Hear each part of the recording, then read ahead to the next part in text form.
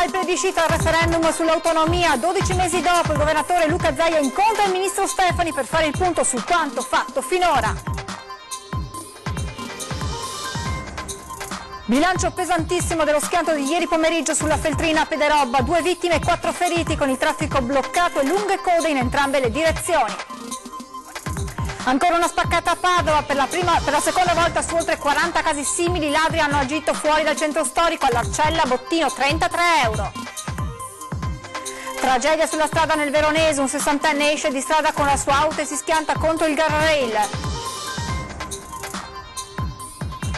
La Guardia di Finanza di Vicenza ha sequestrato beni per 75.000 euro, somma che un medico avrebbe percepito illegalmente dal Servizio Sanitario Nazionale come rimborso di visite che sarebbero state superiori a quelle consentite dal contratto.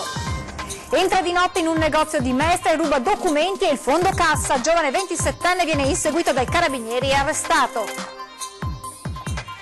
Viaggio nella memoria della Grande Guerra, dimostriamo un rarissimo amplificatore per le linee telefoniche usato per le comunicazioni tra il fronte e i gruppi di artiglieria. Telespettatori di Antenna 3, buongiorno e ben ritrovati con la prima edizione dei nostri telegiornali. Dunque oggi, primo anniversario dal plebiscito del referendum dell'anno scorso per l'autonomia del Veneto. Proprio in questi minuti è in corso a Palazzo Balbi a Venezia una conferenza stampa del governatore Luca Zaia e del ministro Stefani, che stanno illustrando quelli che sono stati i vari punti percorsi in 12 mesi e il negoziato avviato con il precedente, con l'attuale governo, per terminare l'iter verso l'autonomia della regione. Tra pochissimi minuti ci collegheremo in diretta con Ilaria Marchiori che ci aggiornerà su questa conferenza stampa. Intanto però vediamo nel prossimo servizio, riviviamo meglio nel prossimo servizio quella che fu la giornata del 22 ottobre del 2017. Noi oggi siamo qui a celebrare ovviamente i risultati del referendum in virtù del fatto che questa regione è andata al voto in virtù di questa sentenza della Corte Costituzionale. Non è una buffonata come qualcuno ha voluto dire, non è una pagliacciata, non è un referendum che non serve a nulla. Penso che l'indicazione sia un'indicazione importante, sono milioni di persone che comunque, sono più di 2 milioni di persone che si sono recate alle urne, ma a me piace dire che qui mai nessuno anche oggi vince, vincono i veneti, vince il senso civico dei veneti, vince la voglia di dire di essere padroni a casa nostra. 22 ottobre 2017, sono da poco passate le 23:30, le urne per il referendum per l'autonomia del Veneto si sono chiuse da circa mezz'ora, ma i primi dati già fotografano quello che sarà l'esito finale della consultazione, che parlerà di quasi 2 milioni di veneti, pari al 98%, che hanno espresso il loro sì sull'autonomia. La giornata referendaria era iniziata al mattino, con i veneti in alcuni seggi in coda per esprimere la propria preferenza. Una domenica che le nostre telecamere avevano seguito ora dopo ora, con una maratona terminata solo in tarda notte. Collegamenti da Palazzo Balbi e Ferrofini per raccogliere in tempo reale, a caldo, le dichiarazioni del post-voto. Alla fine si parlerà di un plebiscito che i sostenitori del sì hanno voluto etichettare come una vittoria dei veneti senza colori politici. Ho notato come la gente percepisce questo voto non come un voto verso un partito, ma per raggiungere un obiettivo più grande ancora, che è quello di riuscire a cambiare questo nostro Veneto in modo migliore. Un risultato che spinge il fronte dell'astensionismo a chiedere un passo indietro in Consiglio regionale. Ora, dopo il consenso su questo referendum e dopo che si è scelta l'autonomia come strada vincente, vengano ritirate le proposte di legge per la secessione. Da quella notte per il Veneto sono iniziate settimane, mesi di consultazioni, incontri per redigere al meglio il documento da presentare al governo perché si possa chiudere l'iter in tempi brevi. Tempi che con il nuovo esecutivo giallo-verde e la nomina di un ministro, Erika Stefani, agli affari regionali si sperava potessero accorciarsi ulteriormente, arrivando ad una conclusione entro il primo anniversario del referendum. Quanto successo poi è cronaca di questi ultimi giorni. Andiamo avanti con il nostro telegiornale in attesa di collegarci con Ilaria Marchiori in diretta a Palazzo Balbi, dove lo ricordo c'è una conferenza stampa del governatore Zaia insieme proprio al ministro Stefani. Proseguiamo con la cronaca, con un bilancio pesantissimo dello schianto ieri pomeriggio nel Trevigiano lungo la Feltrina a Pederobba. 2 le vittime, 4 i feriti, un'intera famiglia, madre, padre e 2 figli in ospedale, traffico bloccato e lunghe code in entrambe le direzioni. Lo schianto frontale violentissimo, i due occupanti dell'Audi, due settantenni di Vittorio Veneto che perdono la vita, un'intera famiglia sull'altra vettura, una Passat ferita e trasportata d'urgenza all'ospedale. È stata una domenica tragica, quella di ieri a Pederobba, teatro dello scontro intorno alle 18:30, la Feltrina, a un paio di chilometri dallo svincolo Peronigo. A perdere la vita Lucio Toniello, 72 anni, e la moglie Irma Schweiger, di 70, feriti mamma, papà e i due figli di 6 e 10 anni trasportati dalle ambulanze del 118 in ospedale a Montebelluna e Treviso. Le cause dell'incidente sono ancora al vaglio dei carabinieri, rimasti a lungo sul posto insieme ai vigili del fuoco per effettuare i rilievi. Forse l'alta velocità, forse un tentativo di sorpasso finito male, forse un'invasione di corsia causata da altri fattori. Toniello è morto poco dopo l'arrivo al pronto soccorso, la moglie è deceduta sul colpo. Lungo e complicato il lavoro dei soccorritori per estrarli dalle lamiere dell'auto. Rientravano a casa dopo una gara di golf ad Asolo. Geometra in pensione, il 72enne era appassionato non solo di sport ma anche di musica e pittura e aveva coinvolto la moglie, originaria di Pieve di Cadore, molto attivi e molto conosciuti a Vittorio Veneto, dove la notizia della loro improvvisa scomparsa ha sconvolto i tanti che li conoscevano. E oltre la tragedia di Pederobba, purtroppo ieri è stata una giornata tempestata da gravissimi incidenti stradali, uno su tutti quello mortale accaduto nel Vicentino, dove un uomo di 60 anni è morto lungo la statale 434 Transpolesana tra Cerea e Angiari. Per causa in corso di accertamento il 60enne ha perso il controllo della sua auto mentre viaggiava in direzione Verona e si è schiantato contro il guardrail. Inutili i soccorsi dei sanitari del SUEM intervenuti con l'elicottero di Verona Emergenza insieme ai vigili del fuoco che hanno estratto il corpo dalla carcassa dell'auto. L'incidente ha provocato la chiusura della carreggiata. I rilievi per ricostruire la dinamica sono stati affidati ai carabinieri di Legnago. Ancora una spaccata a Padova, per la seconda volta su oltre 40 casi simili. I ladri sono entrati in azione fuori dal centro storico, nel quartiere dell'Arcella, il bottino 33 euro. Ancora una spaccata, un esercizio pubblico, e a Padova sono più di 40 in 3 mesi. Quella tra sabato e domenica è avvenuta nel vasto quartiere dell'Arcella in via Tiziano Aspetti, al Dazio, quindi per la seconda volta fuori dal centro storico. In questo caso è toccato a un sushi che aveva chiuso a mezzanotte. Il locale è stato assalito mezz'ora dopo, è suonato l'allarme. Il ladro ha rotto la porta vetrata con un piede di porco e ha portato via solo 33 euro dal registratore di cassa. È intervenuta la vigilanza, l'addetto pare abbia visto fuggire un ladro senza però riuscire a prenderlo. Indagano i carabinieri, si spera che le telecamere di videosorveglianza abbiano carpito qualche immagine interessante.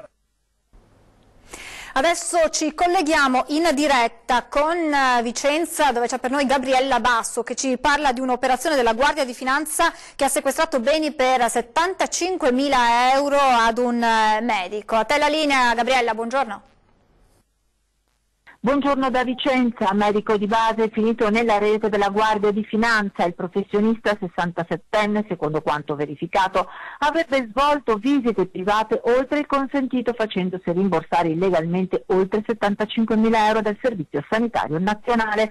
Gli uomini delle Fiamme Gialle hanno provveduto a mettere sotto sequestro beni mobili e immobili per il valore del rimborso ottenuto, i 75.000 euro. Secondo i finanzieri, il 67enne medico di famiglia avrebbe svolto una mole di visite private oltre quelle consentite, facendosi appunto rimborsare tra il 2013 e il 2017 la somma di 75.000 euro. Il sanitario è accusato di truffa aggravata in quanto, pur non possedendone i requisiti, ha percepito indebitamente compensi dal Servizio Sanitario Nazionale relativi, tra l'altro, alla quota associativa per la medicina di gruppo.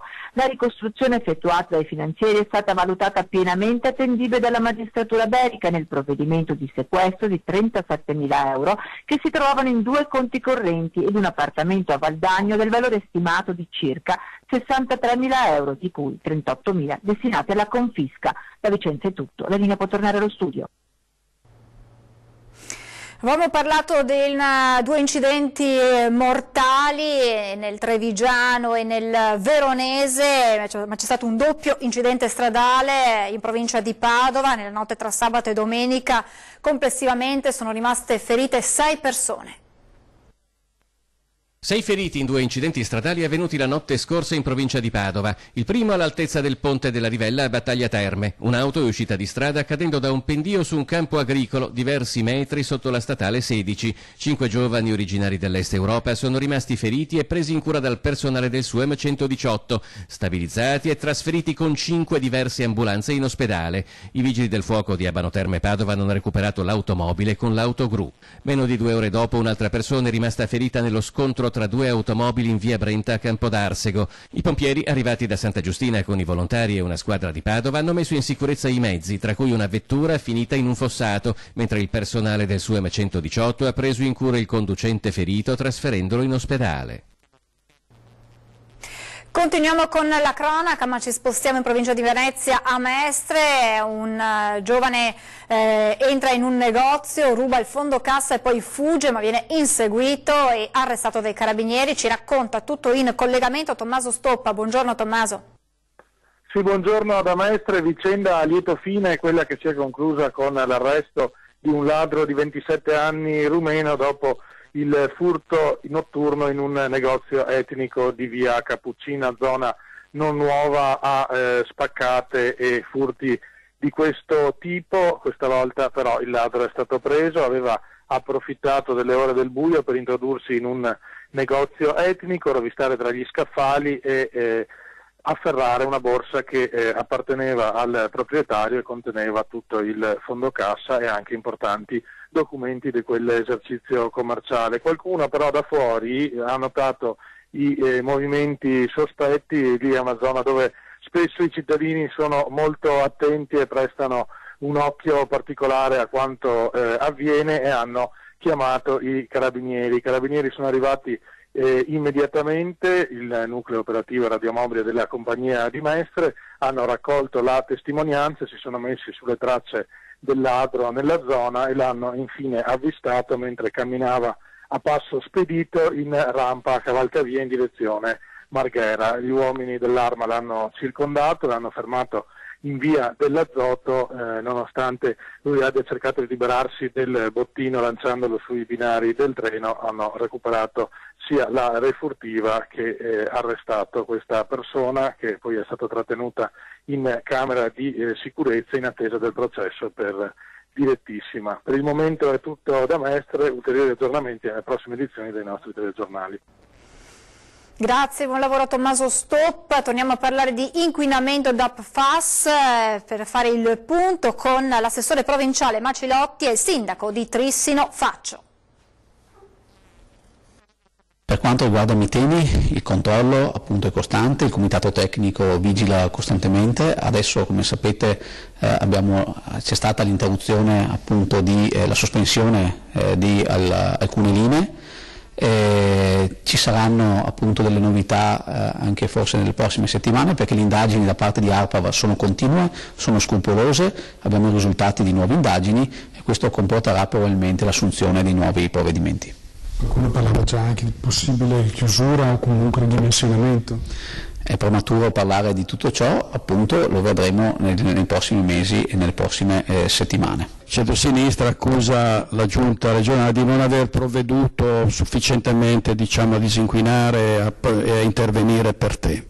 Ma sì, il centro-sinistra dice così perché fa comodo secondo me dire così. Nella realtà dei fatti vuol dire la giunta, il comune e la provincia stessa, che peraltro è stata governata fino a qualche mese fa dal PD stesso, ha fatto tutto il possibile, forse anche l'impossibile. Ripeto, la problematica non è di facile soluzione, ci stiamo mettendo tutto il nostro impegno con le poche risorse, ricordo sempre, che il comune ha, perché oltretutto è una problematica credo che ormai abbia un risvolto internazionale, diventa un'impresa, devo dire, ardua. E a proposito della rilevanza internazionale del problema, lunedì e martedì prossimi le Mamme No FAS torneranno al Parlamento europeo. A Strasburgo porteranno le loro osservazioni sulla bozza della direttiva concernente le acque destinate al consumo umano, che verrà votata prossimamente. Proporranno di inserire le parole diritto, tutela e cura dell'acqua, stabilendo la necessità di imporre il principio di precauzione nelle nuove normative.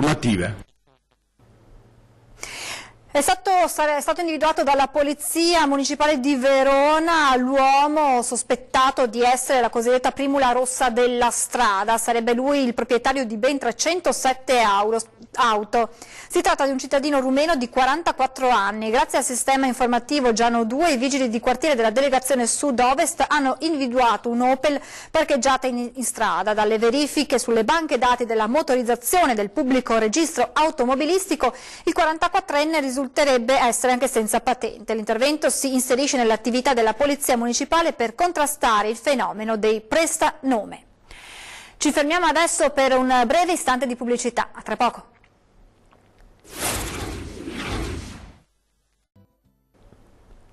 Rieccoci in diretta con la prima edizione dei nostri telegiornali. Si sono conclusi i lavori di ristrutturazione della palazzina Ligabue Venezia, nuovo centro medico a disposizione del centro storico e della terraferma. Il taglio del nastro alla presenza delle massime autorità cittadine.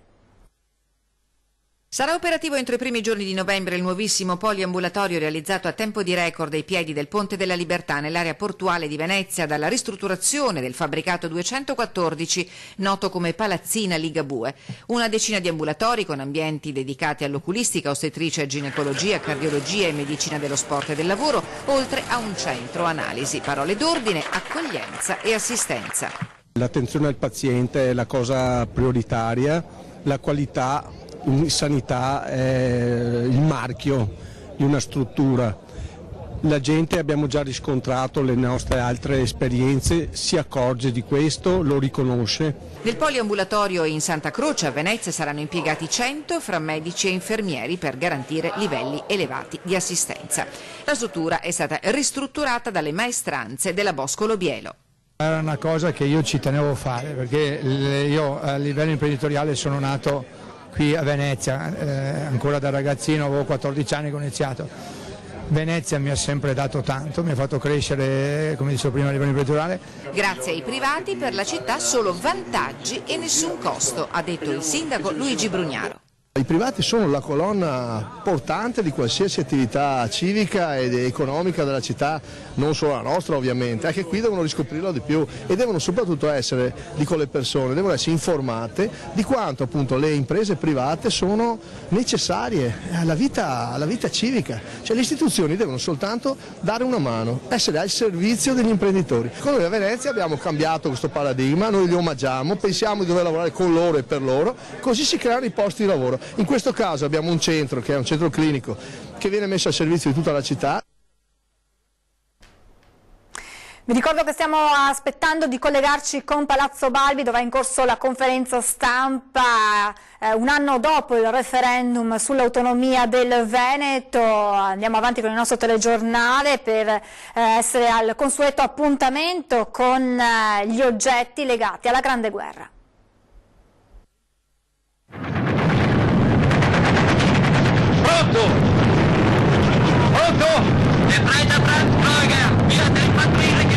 Una tragica realtà addolcita dalla penna del trevigiano Luciano Vincenzoni per il film La Grande Guerra, segno di quanto fossero indispensabili le comunicazioni tra fronte e gruppi di artiglieria. La radio era ancora sperimentale, allora si faceva tutto con il filo avvolto in un rocchello. Questi sono i dischi che tenevano la bobina, dove si vede anche nella Grande Guerra di Alberto Scon, Alberto Sordi, che stendevano i chilometri di filo da un comando all'altro, da una trincea all'altra. Dobbiamo interrompere il servizio perché siamo in grado di collegarci in diretta con Ilaria Marchiori, che è in diretta insieme al governatore Zaia. A te la linea, Ilaria. Buongiorno a te, governatore. Sì, buongiorno Francesca, buongiorno a tutti i telespettatori. Ci troviamo qui a Palazzo Balbi, insieme a noi il governatore veneto Luca Zaia, proprio qui insieme al ministro Stefani per parlare di autonomia, o meglio l'anniversario, insomma il 22 ottobre 2017, oggi è proprio trascorso un anno e abbiamo parlato questa mattina proprio del negoziato per l'autonomia. Presidente, come sta andando, come procede, che cosa accadrà, è quello che vogliono sapere i veneti? Sta andando molto bene, perché noi abbiamo completato tutto il lavoro. Quindi il contratto è scritto, è sulla scrivania del Presidente Conte, auspichiamo che si faccia veloce e si firmi. Passato un anno più che sufficiente, è pur vero che di mezzo c'è stato un governo che ha gestito per mesi a Lumicino, è pur vero che questo attuale governo esiste dal 2 giugno 2018, quindi da qualche mese, però è altrettanto vero che noi il lavoro l'abbiamo fatto, siamo pronti a un'autonomia solida, fatta bene di competenze e di risorse. Ecco, il Ministro Stefani poco fa ha detto non è facile, è complesso, ma la Regione va avanti, insomma si va avanti e soprattutto la Regione Veneto lo sta facendo con un grande impegno, un impegno notevole. 2.328.000 veneti che sono andati a votare, il 60% degli aventi diritto danno la dimostrazione che noi siamo sulla strada giusta, rispettosa della legge, rispettosa della Costituzione, nessuno può dirci che è un'illegalità. Sta cambiando la storia e Veneto come al solito è in prima fila quando si cambia la storia. Ecco, una domanda che è stata rivolta insomma, da più parti questa mattina. Cosa succederà entro l'anno? Ci sarà una firma? Abbiamo insomma una scadenza, qualche numero? Guardi, io spero che siano settimane, non anni, perché no, noi la battaglia la facciamo, per me è la madre di tutte le battaglie, per cui non si discute, io sono qui e finché ci sono qua io, si parla di autonomia. Del resto voglio anche fare ricordare che questo popolo l'ha accompagnato a un referendum che sembrava impossibile. Ci siamo battuti, abbiamo un contratto con il governo che è chiaro, le forze politiche di questo governo si sono battute per il referendum, per far andare a votare sì, per il contratto di governo che prevede l'autonomia e per il DEF, l'ultimo documento di qualche settimana fa, che prevede l'autonomia. Adesso bisogna firmare. Grazie al Presidente Zaia da Venezia. Se non ci sono altre domande qui da Palazzo Balbi è tutto, restituisco la linea. Grazie Ilaria Marchiori, grazie al Presidente del Veneto Zaia. Naturalmente questa sera nel corso dei nostri telegiornali tutti i dettagli di questa conferenza stampa ad un anno dal referendum per l'autonomia, e adesso vi riproponiamo il servizio sugli oggetti della Grande Guerra.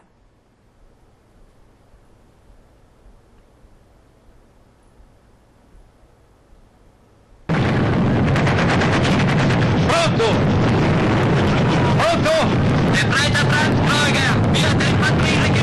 Una tragica realtà addolcita dalla penna del trevigiano Luciano Vincenzoni per il film La Grande Guerra, segno di quanto fossero indispensabili le comunicazioni tra fronte e gruppi di artiglieria. La radio era ancora sperimentale, allora si faceva tutto con il filo avvolto in un rocchello. Questi sono i dischi che tenevano la bobina, dove si vede anche nella Grande Guerra di Alberto Scon, Alberto Sordi, che stendevano i chilometri di filo da un comando all'altro, da una trincea all'altra, per poter comunicare. Un altro oggetto che fa parte, è collegato a questo, alla telefonia, perché questa presa così, quei fili che sbucano, sembra una bomba, guardarla così uno che non conosce niente, e invece è l'oggetto che si chiama bobina di pupinizzazione, che è pure stampata di pupinizzazione. È un esemplare unico quanto prezioso per le comunicazioni di guerra, una sorta di amplificatore del segnale perché riuscisse ad arrivare il più lontano possibile. Altrimenti il risultato lo racconta questo passaggio del film Uomini contro di Francesco Rosi.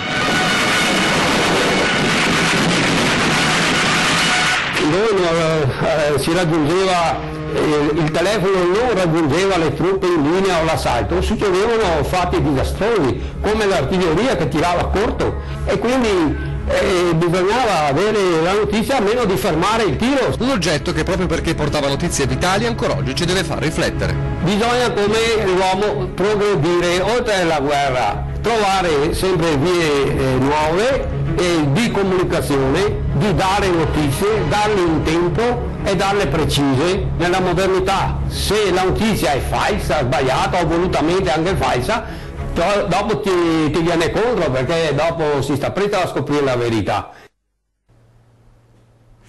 Siamo in chiusura, subito dopo di noi, ore 13, si parlerà di immigrati e bonus economici erogati solo con le certificazioni. In studio Federica Pietrogrande della Lega, Fatia Russiam, mediatrice culturale, Stefano Ferro di Coalizione Civica in Consiglio Comunale a Padova. Vi ricordo poi gli appuntamenti questa sera, 20:10, si parlerà della contrattazione sociale e politiche per il territorio, e poi alle 21:15, come ogni lunedì, torna Ring, la politica alle corde, la politica in primo piano naturalmente a partire dall'anniversario del referendum sull'autonomia. Con le notizie ci fermiamo qui, vi ringrazio per essere stati con noi, buon proseguimento di giornata.